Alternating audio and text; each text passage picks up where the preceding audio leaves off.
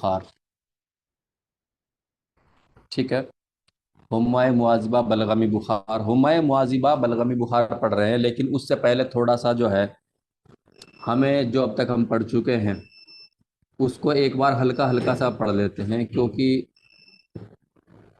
उसको समझना ज़रूरी है। एक उसमें सबसे पहले होता है कि बुखार का जो क्लासिफिकेशन हुआ है वो कई अतिब्बाओं ने, कई फ़लसफ़ियों ने, हुक्मा ने किया है, लेकिन सबसे ज़्यादा जो मकबूल हुआ है, जिसको सबसे ज़्यादा मतलब माना गया है, वो समरकंदी का जो क्लासिफिकेशन है उसको माना गया है, जिसमें जिसके अनुसार हुम्मा को यानी कि बुखार को तीन दर्जों में बांट दिया गया है। नंबर एक हुम्मा यौम, यानी कि वो बुखार जो एक दो दिन आते हैं उसके बाद ठीक हो जो होते हैं, हालांकि जालिनूस ने इसकी मुद्दत 6 दिन तक की बताई है। ठीक है। और ये 33 किस्मों के होते हैं, 33 टाइप्स के होते हैं। नंबर दो हुम्मा खिलतिया, यानी कि खून बलगम सफरा सौदा को की उफूनत होने की वजह से आने वाला बुखार, जिसको हुम्मा उफूनिया भी कहते हैं। ठीक है। और नंबर तीन होगा हुम्मा दिकिया, यानी कि बुखारों में के अंदर जो कॉम्प्लिकेशन, जो बिगाड़ आ जाते हैं उसकी वजह से होने वाला बुखार। और इन तीनों को जो मिला जुला के बोलते हैं अजनास हुम्मा। और ये मैं पहले जो है सवाल बना भी चुका हूँ कि अजनास हुम्मा क्या है। तो जो समरकंदी का जो क्लासिफिकेशन है, जिसके मुताबिक बुखार 3 टाइप्स के हैं, उन तीनों टाइप्स को अजनास हुम्मा यानी कि क्लासिफिकेशन ऑफ फीवर कहते हैं। अब इसके बाद बुखार जो है अलग अलग कौन कौन से हैं, तो अगर हम खिल्त की बात करें, यानी कि दम बलगम सफरा सौदा, यानी कि खून बलगम सफरा सौदा के अंदर उफूनत होने की वजह से बुखार आता है, तो उसके हिसाब से जैसे कि चार खिलते हैं, खून बलगम सफरा सौदा, इन चार खिलतों के ही हिसाब से खून जो हुम्मा उफूनिया है, जिसको हम दूसरे नंबर पे ले रहे हैं, पहला हुम्मा योमिया था। ठीक है। हुम्मा योमिया के बाद दूसरा हुम्मा उफूनिया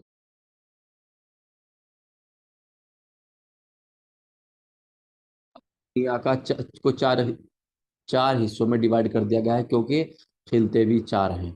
एक खून है, एक बलगम है, एक सफरा है, सौदा है। इन चारों के हिसाब से जो है हुम्मा उफूनिया को चार हिस्सों में बांट दिया गया। जो हुम्मा खूनी है एक तरीके से, या हुम्मा दमवी या उफूनिया है, उसको मुतबिका कह देते हैं। जो बलगमी है उसको मुआजिबा कह देते हैं। जो सफरावी है उसको रिब कह देते हैं।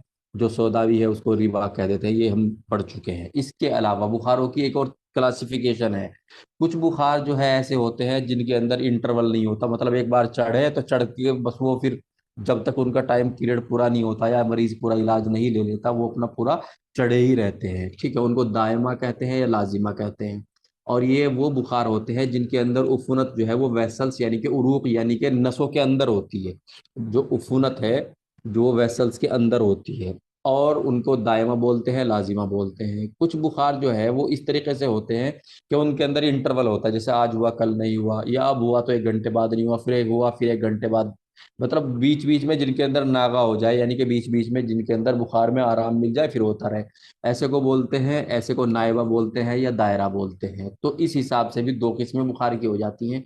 और चार किस्में किस तरीके से हो जाती हैं, वो खून बलगम सफरा सौदा के हिसाब से हो जाती हैं। अब अगर हम चार वो खून बलगम सफरा सौदा वाली और दो जो है दायमा दायरा नायबा लाजिमा वगैरह मिला दे, तो उसके हिसाब से जो है फिर ये 8 किस्मों में बदल जाती है। अब इसमें सबसे ज्यादा जो जरूरी चीज है, मैं थोड़ा जल्दी जल्दी इसलिए बता रहा हूँ क्योंकि ये चीजें बताई हुई हैं सारी पिछली वीडियो में, तो थोड़ा सा इनको तो रिवाइज करना है। बाकी जो चीज़ जहाँ पे नहीं होगी उसको मैं ठहर करके उसी हिसाब से पढ़ाऊंगा, जो मेरी पढ़ाने का या बताने का तरीका होता है। तो इसी तरीके से हुम्माए जो खूनी है, यानी कि हुम्माए मुतबिका है। हुम्माए मुतबिका के बारे में ये कहा गया है कि खून चूंकि नसों से बाहर अगर है तो वो एबनॉर्मल है, उसके ऊपर फिर हम बात नहीं करेंगे। ठीक है। हम बात करेंगे उस खून के ऊपर जो नसों के अंदर है। तो खून कभी भी नॉर्मली जो है नसों के बाहर नहीं होता, खून हमेशा नसों के अंदर ही होता है। ठीक है। नॉर्मली तो उसके अंदर उसकी वजह से जो बुखार आएगा, यानी कि जो हुम्मा मुतबिका होगा, वो भी दो तरीके का होगा, लेकिन हुम्मा मुतबिका कभी भी दायरा या नायबा नहीं होता। दायरा नायबा हुम्मा मुतबिका यानी कि खून के उफूनत की वजह से बुखार जो है नहीं आता, उस खून की वजह से जो कि नसों के बाहर हो, क्योंकि नसों के बाहर खून को नॉर्मली माना नहीं गया है। ठीक है। तो हुम्मा मुतबिका जो नायबा या दायरा है, नायबा या दायरा की जगह क्या मानते हैं, हुम्मा मुतबिका गिलियानिया मानते हैं, जिसको हमने कल सोनो खस भी पढ़ा है। यानी कि ये मानते हैं कि खून जो है वो नसों के बाहर तो नहीं है, खून नसों के अंदर ही है, लेकिन उसके अंदर जोश पैदा हो गया है, हिजियान पैदा हो गया है, गर्मी पैदा हो गई है, तो उसको हुम्मा सोनोखस भी बोलते हैं। और सोनोखस बोलते हैं, हुम्मा शाब्बा सोनोखस बोलते हैं। और हुम्मा क्या कहते हैं, गिलियानिया बोलते हैं। एक्चुअली गिलियान जो है वो मुगली से बना है, मुगली यानी कि जोशानदा। ठीक है, इसको माना गया है। और जालिनूस ने हुम्माए मुतबिका गिलियानिया के बारे में एक अपनी थ्योरी दी है। ठीक है, कई बार इन अतिब्बाओं की अपनी अपनी थ्योरी भी जो है डिस्कस कर ली जाती है, एग्जाम में पूछ ली जाती है। तो हुम्माए मुतबिका गिलियानिया को जालिनूस ने ये कहने से, उफूनिया मानने से ही मना कर दिया। जालिनूस कहते हैं कि भाई बात ऐसी है, हुम्माए मुतबिका गिलियानिया जो है, चूंकि मुतबिका के माने क्या होते हैं, वो बुखार जो खून में उफूनत की वजह से आए। ठीक है, जो हम पढ़ रहे हैं, लेकिन गिलियानिया अगर लफ्ज जुड़ गया है, शब्द गिलियानिया जुड़ गया है, हुम्माए मुतबिका गिलियानिया, तो जालिनूस उसके बारे में कहते हैं भाई हम तो इसको हुम्माए योमिया में शुमार करेंगे, हम इसको हुम्माए उफूनिया या हुम्माए खिल्तिया में शुमार नहीं करेंगे। हालांकि खून जो खिल्त है उसके अंदर जोश पैदा होने की वजह से बुखार आ रहा है, फिर भी हम इसको हुम्माए योम में मानेंगे, यानी कि जो 33 किस्में बुखार की है, ठीक है, उनमें मानेंगे हम, इनको हुम्मा उफूरिया या हुम्मा खिल्तिया में नहीं मानेंगे, हालांकि ये खिल्त के अंदर जोश आने की वजह से होता है। फिर दूसरी बात क्या, हुम्मा मुतबिका लाजिमा या दायमा, यानी या उफूनिया, वो क्या होता है, जब खून के अंदर क्या होता है, उफूनत पैदा हो जाता है। तो खून की भी दो, जो खून खिलते खून की वजह से जो बुखार है वो भी दो दो है, एक गिलियानिया है, एक दायमा, एक दायमा या लाजिमा है। एक्चुअली होता क्या है, देखिए थोड़ा सा मैं समझाने की बात कर रहा हूँ, अब नई चीज आ रही है तो समझाने का ट्यून बदल जाएगा, मैं आपको दूसरे तरीके से समझाऊंगा, आप इसको ऐसे समझिए। इंसान का जो खून है, अब समझने की कोशिश कीजिए, नई चीज चालू हो रही है। इंसान का जो खून है, इंसान का खून बना है चार चीजों से। नंबर एक, तो पहली बार तो उसके अंदर एक लाल रंग का पदार्थ होता है जिसे खून बोलते हैं। ठीक है, जब इंसान का खून निकाल करके किसी बर्तन में इकट्ठा कर लेते हैं, बर्तन में इकट्ठा कर किडनी ट्रे में ले लेते हैं, तो जो उसके ऊपर खून लाल लाल सा है उसको खून बोलते हैं, जो पीले पीले से झाग होते हैं उसको सफरा बोल देते हैं। ठीक है, और जो अंडे की सफेदी जैसा होता है उसको बलगम बोल देते हैं, और जो काला काला दलछट सी बैठ जाती है, ठीक है, उसको सौदा बोल देते हैं। ठीक है, लेकिन अब खून तो खून है, वो नस के अंदर रहना है। खिलते खून के अंदर जो खून वाला जुज, खून वाला हिस्सा, उसके बारे में बात कर रहा हूँ। लेकिन बलगम, सफरा, सौदा, ये तीनों चीजें क्या हैं, बलगम का क्या काम है, थोड़ा सा मैं बता दूं उमूर तवैया के अकॉर्डिंग। बलगम का काम ये है कि जब खून खून में कमी आ जाती है या खून की ज्यादा जरूरत पड़ती है, तो जो बलगम होता है, बलगम एक्चुअली कच्चे खून को बोलते हैं, तो बलगम का क्या होता है, खून में बदल जाता है।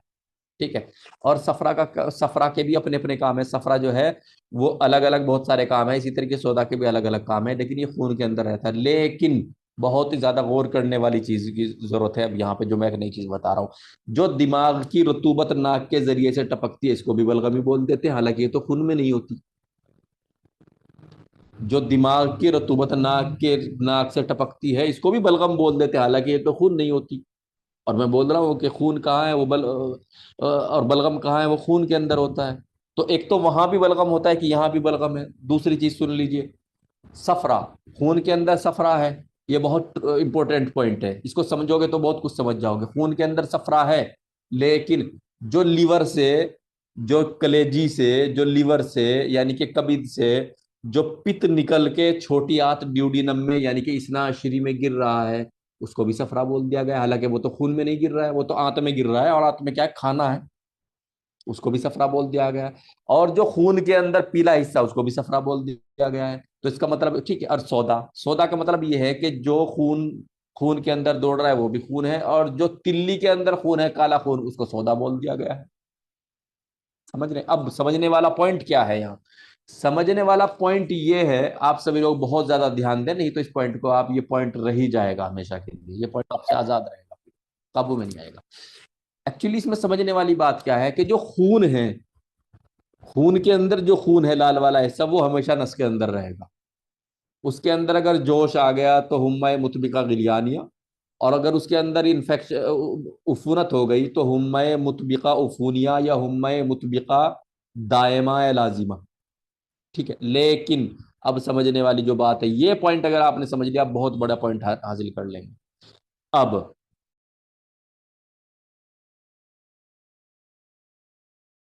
जो बुखार होता है उसको मुआजिबा बोलते हैं, बलगम की वजह से बलगम में उफूनत की वजह से जो बुखार होता है उसको क्या बोलते हैं? उसको मुआजिबा बोलते हैं।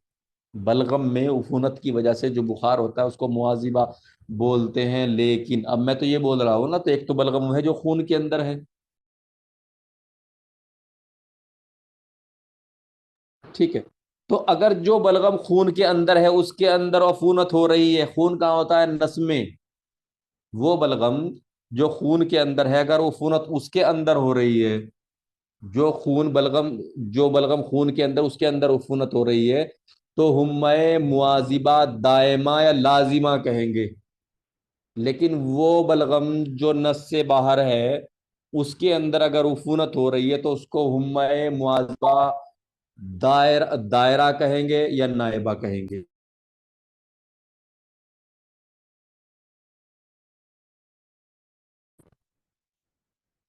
वो बलगम जो कि खून के अंदर है, यानी कि नस के अंदर है, यानी कि उरूक के अंदर है, अगर उसके अंदर उफूनत हो रही है, उसके अंदर उफूनत हो रही है, तो हुम्मय मुआजिबा दायमा या लाजिमा कहेंगे। वो बलगम जो नस से बाहर है, खून से बाहर है, क्योंकि बलगम खून से बाहर भी होता है, वो बलगम जो नस से बाहर है, खून से बाहर है, अगर उसके अंदर अफूनत हो रही है, उसके अंदर जो गैर तबई हालत हो रही है, तो उसको हुम्मा मुआजिबा नाइबा या दायरा कहेंगे। इसी तरीके से वो सफरा जो खून के अंदर शामिल है, अगर उसके अंदर उफूनत हो रही है, तो उसको हुम्मा गिब दायमा या लाजिमा कहेंगे। और वो सफरा जो कि नस से बाहर है, खून से बाहर है, अगर उसके अंदर अफूनत हो जाए, तो उसको हुम्माए गिब नाइबा या दायरा कहेंगे। इसी तरीके से वो सौदा वो सौदा जो खून के अंदर शामिल है, अगर उसके अंदर नस में है अंदर, उसके अंदर अफूनत हो जाती है, उसको हुम्माए रिबा दायमा या लाजिमा कहेंगे। और वो सौदा जो कि नस से बाहर है, और नस से बाहर है और उसके अंदर अफूनत होने की वजह से बुखार आ जाए, तो उसको हुम्मा रिबा दायरा या नाइबा कहेंगे। ठीक है, इस चीज को बहुत अच्छे से ध्यान रखना है। क्यों? क्योंकि ये जो बलगम है, ये जो सफरा है, ये जो सौदा है, ये तीनों खिलते क्या हैं? ये खून के अंदर भी बोली जाती हैं और खून के बाहर भी बोली जाती हैं। जो खून के अंदर बोलेंगे वहां दायमा या लाजिमा बोलेंगे, जो खून के बाहर होगी वहां पे क्या बोलेंगे? दायरा बोलेंगे या नायबा बोलेंगे। ठीक है। अब बलगम को मुआजिबा, सफरा को गिब, और सौदा को रिबा। इसके अलावा एक थोड़ा सा क्लासिफिकेशन और समझ लिए, नई चीज है। जो गिब है, हुम्मय गिब है, यानी कि हुम्मय सौदाविया है, हुम्मय सफराविया है। जो हुम्मय सफराविया है उसकी कंडीशन आप ऐसे समझ लीजिए, उसको हुम्मय गिब भी बोलते हैं, लेकिन हुम्मय गिब के साथ साथ उसको तिरतिया बुखार भी बोलते हैं, क्योंकि वो तीसरे दिन आता है। हुम्माए गिब यानी कि सफरावी बुखार को तिरतिया भी बोलते हैं, क्योंकि वो तीसरे दिन आता है। ठीक है। अब इसको याद रखने का तरीका ये है, तिरतिया तीन को बोलते हैं। और गिब, गिब के अंदर क्या होता है? एक तो गय है, एक ई की मात्रा है, एक बै है, गिब। तो गिब क्या हो गया? सफरा होगा। तो जो हुम्माए सफरावी है, सफरावी उफूनी है, जिसको हुम्माए गिब भी बोल देते हैं, ठीक है, हुम्माए गिब भी बोल देते हैं, हिम्मे गिब के अलावा उसको तिरतिया भी बोलते हैं, यानी कि तीसरा। इसी तरह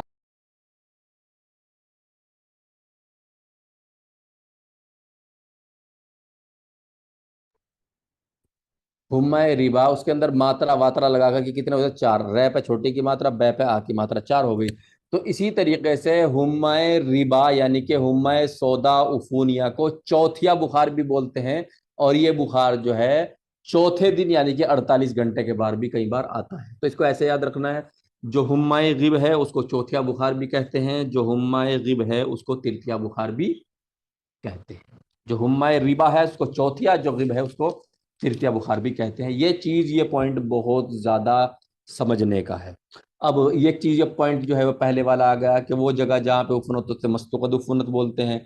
नस के अंदर अगर खून बलगम सफरा सौदा के अंदर उफनत हो जाए, तो उसको दायमा या लाजिमा कहेंगे। नस से बाहर अगर बलगम सफरा सौदा है, क्योंकि खून तो नहीं नस से बाहर होता, खून तो अंदर ही होता है, तो अगर है तो उसको जो है दायरा या नायबा बोलते हैं। ये पॉइंट है।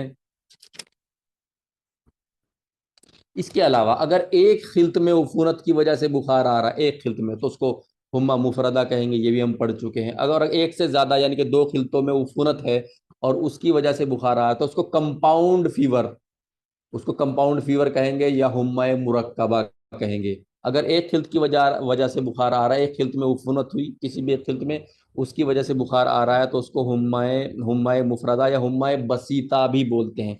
ये मैं पढ़ा भी चुका हूँ और इसके ऊपर सवाल भी बना चुका हूँ। इसी तरीके से हुम्माए अफूनिया को, हुम्माए अफूनिया को जो है हुम्माए हकीकी भी बोलते हैं। हुम्माए मुतबिका, हुम्माए मुतबिका अफूनिया यानी कि खून के अंदर अगर अफूनत हो गई है और उसकी वजह से बुखार है, तो उसको हकीकी, हुम्माए मुतबिका हकीकी भी बोल देते हैं। इसका मतलब क्या है कि वो रियल में खून के अंदर जो है अफूनत होने की वजह से बुखार आया है। इसी वजह से अगर, इसी वजह अगर खून के अंदर जोश वगैरह आ गया है, ठीक है, उफूनत नहीं है, जोश है, गिलियान है, सोनोखस है, उसकी वजह से अगर बुखार आ रहा है तो उसको गैर हकीकी भी बोल देते हैं, हुम्मा मुतबिका गैर हकीकी भी बोल देते हैं। और ये भी मैं आपको इस पर भी डिस्कस कर चुका हूं। अब थोड़ा सा देख लीजिए उफूनत क्या चीज़ है।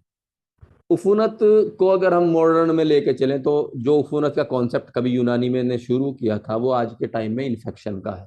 अब तक इतनी देर पढ़ाते हुए मुझे हो गए, आज के टाइम में भी 10 मिनट हो गए होंगे, एक बार भी मैंने इन्फेक्शन का नाम नहीं लिया।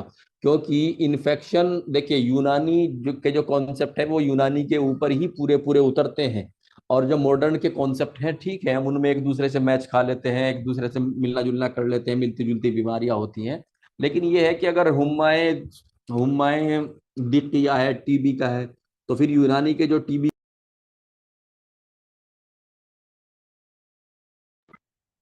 ठीक है, उनसे जो है टीबी ठीक ही नहीं हो रही है, तो टीबी के लिए जो पांच जो है इंग्लिश मेडिसिन है, पायरिजन, इथामिथोलाइसोनाइज, स्ट्रेप्टोमाइसिन, रिफाम्पिसिन, वही कामयाब है। ठीक है। तो पूरी के पूरा कॉन्सेप्ट जो है वो एक दूसरे पे नहीं उतरा करता। ठीक है, उसमें कहीं ना कुछ जो यूनानी कॉन्सेप्ट है वो यूनानी है, जो मॉडर्न है वो मॉडर्न है, तो उसको उसी तरीके से पढ़ लिया जाए तो अच्छा। इतनी देर हो गई मुझे, लेकिन मैंने एक बार भी उफूनत को इन्फेक्शन नहीं कहा। क्योंकि उफूनत को जो कॉन्सेप्ट यूनानी में है क्या है कि अजसा में गरीबा खबीसा, कोई गंदी चीज इंसान के जिस्म में चली जाए उसको उफूनत या ताफुन कहते हैं, तादिया भी बोलते हैं। लेकिन मॉडर्न में क्या है, इन्फेक्शन कैसे फैलता है, किसी वायरस से, किसी बैक्टीरिया से, या किसी प्रोटोजोआ के, जब वो इंसान के ब्लड में एंट्री कर जाता है और वहां करके अपनी जो आबादी बढ़ाता है, और आबादी बढ़ाने से जो फिर इंसान के जिस्म को नुकसान पहुंचा देता है, तो उसको इन्फेक्शन बोल देते हैं। इसी तरीके से अब उफूनिया क्या है, एक परिवर्तन है। उफूनिया क्या है, उफूनिया एक्चुअली एक परिवर्तन है, एक बदलाव है। इंसान के जिस्म में बदलाव कई तरीके से आते हैं, सीमा प्लीज ध्यान दीजिए।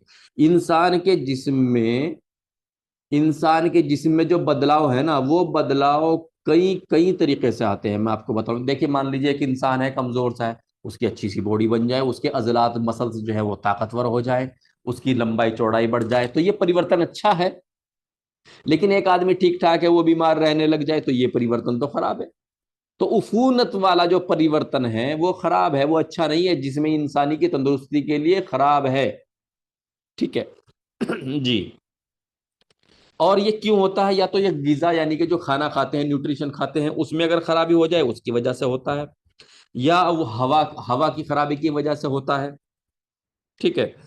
या उरूक के अंदर सुद्दे बैठ जाए उसकी वजह से होता है। प्लीज आप लोग पेज नंबर 430 पे पलट लीजिए। शेख क्या कहते हैं, शेख जिनका दूसरा नाम इब्ने सीना भी है और बू अली सीना भी जिनको बोल देते हैं, शेख क्या कहते हैं, शेख कहते हैं कि उफूनत के जो है ना, यानी कि मॉडर्न में जिसे इन्फेक्शन कहते हैं, उसके तीन वजह हैं। शेख ने ये कॉन्सेप्ट दिया। नंबर एक क्या कहा शेख ने, गिजा की खराबी, यानी कि जो खाना है उसकी खराबी की वजह से उफूनत आ सकती है। ठीक है। और नंबर दो कहा उन्होंने हवा की खराबी, यानी कि जहाँ पे एक कोई शख्स कोई मरीज रह रहा है वो हवा खराब है, तो उसकी वजह से भी इंसान के जिस्म में उफूनत घुस सकती है। तीसरा उन्होंने क्या कॉन्सेप्ट दिया कि उरूक यानी वेसल्स के अंदर कोई सुद्दा बैठ जाए, कोई एम्बोलिज्म, कोई थ्रोम्बस वगैरह कुछ इस तरह की चीज बैठ जाए। ठीक है। अब इन्होंने गिजा की खराबी के बारे में तीन कॉन्सेप्ट दिए हैं। नंबर एक, वो हम खाना जो खा रहे हैं उफूनत होने की वजह, तीन कारण दी, क्या, गिजा की खराबी, हवा की खराबी, उरूक के सुद्दे। अब जो गीजा की खराबी है उसके बारे में इन्होंने तीन पॉइंट बताए हैं। तीन पॉइंट क्या क्या बताए हैं, पहला पॉइंट इन्होंने ये बताया, जो हम खाना खा रहे हैं या कोई मरीज जो खाना खा रहा है, हो सकता है वो खाना ही खराब हो, बासी हो, सड़ा हुआ हो, भुसा हुआ हो। तो जाहिर सी बात है वो तो पेट में जाकर के उफुनियत पैदा करेगा। दूसरी बात कि खाना तो सही हो सकता है, लेकिन ऐसा भी हो सकता है कि आदमी बहुत चल फिर करके दौड़ धूप करके लू वगैरह में से आया, उसका जिस्म अभी खाने को लेने के लिए तैयार नहीं था, खाने को हजम करने के लिए तैयार नहीं था। उस कंडीशन में क्या हुआ, मान लीजिए खाना खा लिया, थक हार के आया था, ठीक है, उसकी जो कुव्वत हाजिमा है, जो पाचन शक्ति है, पाचन क्रिया है, जो डाइजेशन सिस्टम है, वो पूरी तरीके से भी तैयार नहीं था, क्योंकि आदमी थका हारा आ रहा तो खाए तो उफनत हो सकती है। तीसरी वजह क्या बता रहे हैं, तीसरी वजह कह रहे हैं कि खाने के अंदर अगर नमी वाला पदार्थ ज्यादा हो, नमी वाला पदार्थ, ये पॉइंट जरा नोट करने का, नमी नमी वाला पदार्थ। क्योंकि नमी वाला पदार्थ इसलिए कहा है क्योंकि उफूनत के लिए दो चीजों की बहुत ज्यादा जरूरत है। उफूनत कहाँ फैलेगी, सड़ांध कहाँ पे फैलेगी, जहां दो चीजें, एक तो गर्मी होगी, एक नमी होगी। अगर खाली गर्मी गर्मी होगी तो वो उफूनत को खत्म कर देगी, खाली नमी नमी से भी उफूनत नहीं होगी। उफूनत के लिए क्या है, क्योंकि जिंदा रहने के लिए पानी की भी जरूरत भी है, गर्मी की जरूरत भी है। तो बैक्टीरिया वायरस भी तो एक तरीके से जीवधारी ही हैं, जिंदा चीजें ही हैं, इसीलिए तो वो इंसान के जिस्म को खा जाती हैं। तो तो उफूनत के लिए दो चीजों की जरूरत है, क्या है, नंबर एक गर्मी की, हरारत की, गर्मी यानी कि हरारत, नंबर दो नमी की। ठीक है, इन दो चीजों की जरूरत होती है। तो जो गिजा खाई जा रही है उसके अंदर नमी की मिकदार ज्यादा हो, यानी कि पानी वाला पदार्थ जो है उसके अंदर ज्यादा हो। अब यहाँ पे एक पॉइंट बनता है, जो उफूनत है ना, उफूनत जो गंदगी है, जो सड़ांध है, जो उफूनत है, अब अफूनत के लिए दो चीजों की जरूरत है, नंबर एक क्या होती है, गर्मी के, और नंबर दो नमी। इसी वजह से आपने देखा होगा कि बरसात के मौसम में बहुत ज्यादा बीमारियां फैलती है। क्यों, क्योंकि उसमें गर्मी भी होती है, हरारत, गर्मी यानी कि हरारत, और नमी, नमी भी होती है। तो इसीलिए बहुत ज्यादा उफूनत वाली बीमारियां बरसात के मौसम में फैल जाती हैं। जैसे कि डेंगू जो है बरसात में ज्यादातर फैलता है, मलेरिया फैल्सिपारम दिमागी मलेरिया बुखार जो है वो ज्यादातर उसी में फैलता है, या दूसरे मलेरिया बुखार। ठीक है, इसी तरीके से टाइफाइड जो कि एंटेरिक फीवर यानी कि आंतों का बुखार कहलाता है, वो भी बहुत ज्यादा फैलता है, कौन से इसमें, बरसात के मौसम में। क्यों, क्योंकि बरसात के मौसम में नमी भी होती है, वाटर कंटेंट भी होते हैं, सीमा प्लीज ध्यान इधर दीजिए, आप बात उधर मत करिए। ठीक है, नमी भी होती है और हरारत भी होती है। ठीक है, बरसात, इसलिए बरसात के मौसम में बहुत ज्यादा क्या होता है, बहुत ज्यादा बीमारियां फैलती हैं। तो ये क्या कह रहे हैं, उफूनत से जो बदबू होगी ना कहीं पे, सड़ान या इन्फेक्शन या कोई भी इस तरह का जो परिवर्तन होगा, उफूनत से गर्मी बढ़ती है। यानी कि अगर किसी इंसान के जिस्म में उफूनत बढ़ेगी तो उसका हरारत यानी कि टेम्परेचर बढ़ेगा। और कमाल की बात, एक बात और भी है, ज्यादा अगर हरारत बढ़ जाए तो उससे भी उफूनत बढ़ जाती है, यानी कि उफूनत से हरारत बढ़ती है और हरारत से उफूनत बढ़ती है, दोनों से एक दूसरे से चीजें बढ़ती हैं। ठीक है, अगर किसी को ज्यादा बुखार हो गया तो जाहिर सी बात है उसके अंदर उफूनत होगी, अंग्रेजी में अगर कहूं तो इन्फेक्शन होगा। ठीक है, और अगर किसी को इन्फेक्शन हुआ है तो जाहिर सी बात है उसको बुखार होगा। तो एक दूसरे को मिलने जुलने वाली चीजें हैं, यानी कि एक दूसरे के बगैर नहीं रह सकती। ठीक है, लेकिन उफूनत के लिए हरारत और रुतूबत, दोनों चीजें, रुतूबत कहते हैं एक तरीके से नमी को, जहां पे जो है पानी की मात्रा ज्यादा हो। अब एक एक टर्मिनोलॉजी, सरी तादिया, सरी कहते हैं तेज को, जिसकी स्पीड ज्यादा हो, तादिया कहते हैं इन्फेक्शन को। सरी तादिया गिजाएं, यानी कि ऐसे खाने, गिजा कहते हैं खानों को, खाने वाली चीजों को, ऐसे खाने जिनमें इन्फेक्शन या तादिया या उफूनत बहुत तेजी से फैलती है। तो क्या है, एक तो दूध है, क्योंकि दूध के अंदर क्या है, वाटर कंटेंट बहुत ज्यादा है, दूध तो पानी की तरह ही होता है ना दूध, उसका रंग सफेद है, उसके जो घटक हैं, जो प्रोटीन फैट वगैरह है वो अलग चीजें हैं। ठीक है, लेकिन चूंकि दूध के अंदर पानी वाली मिकदार बहुत ज्यादा होती है, एक तरीके से आप सपराटा समझ लें, तो उसके अंदर अफूनत यानी कि इन्फेक्शन बहुत जल्दी फैल सकता है। यानी कि दूध जो है एक सरीउ तादिया गिजा है, यानी कि दूध ऐसी गिजा है जिसके अंदर अफूनत बहुत ज्यादा फैलती है।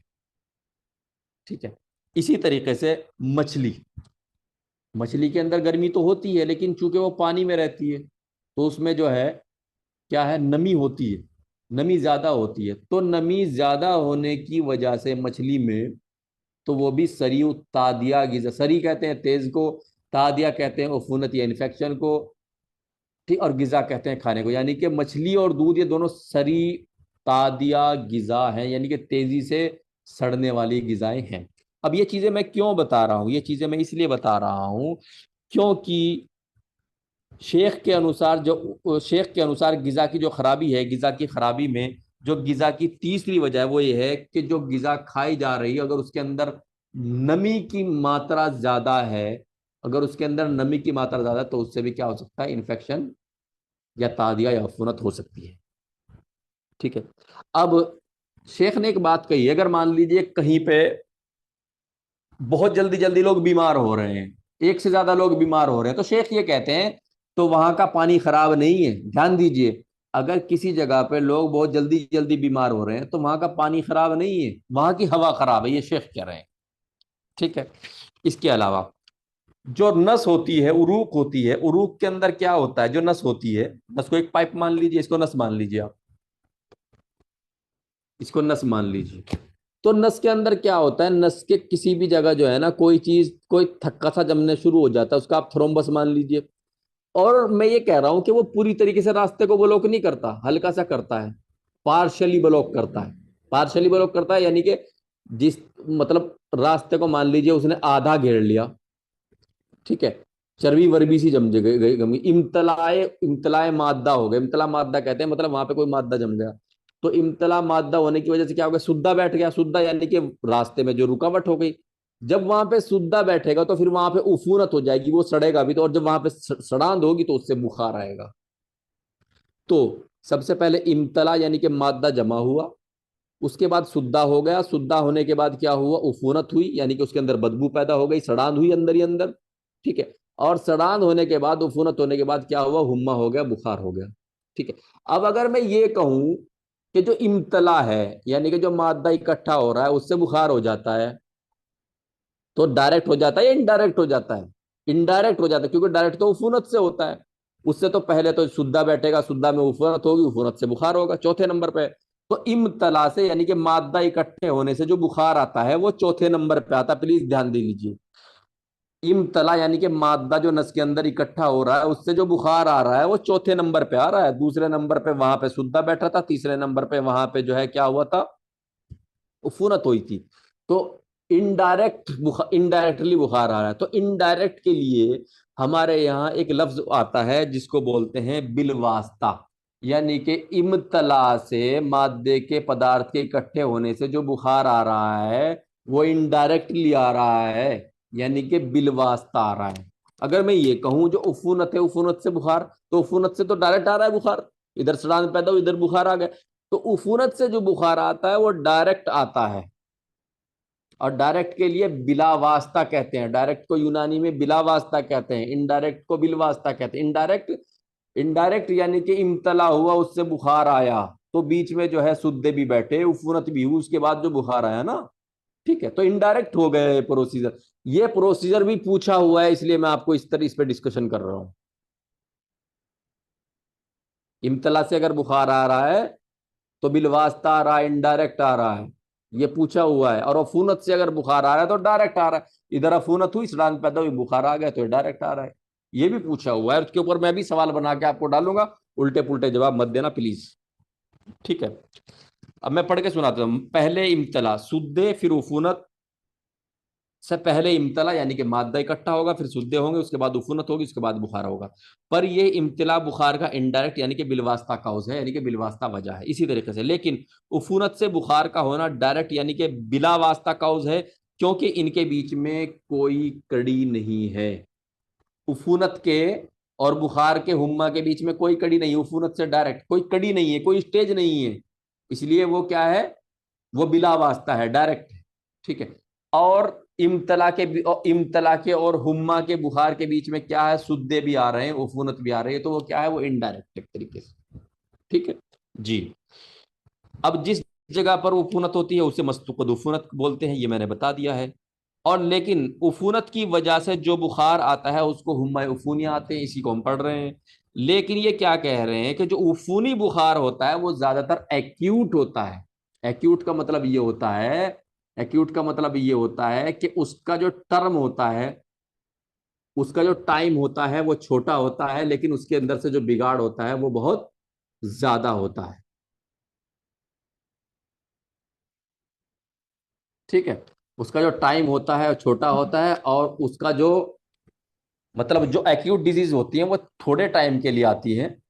ठीक है, एक्यूट, एक्यूट का हाथ भी बोलते हैं, लेकिन वो बहुत ज्यादा बिगाड़, जैसे कोरोना, कोरोना की दूसरी लहर 3-4 दिन में बहुत लोगों को मार गई। ठीक है, तो वो एक्यूट का बहुत ही बड़ा उदाहरण है, बड़ी मिसाल है। ठीक है। तो जो हुम्मा अफूनी होंगे वो एक्यूट होंगे, मुजमिन यानी कि क्रोनिक नहीं। अब किसी को कुछ भी पूछना है तो वो पूछ सकते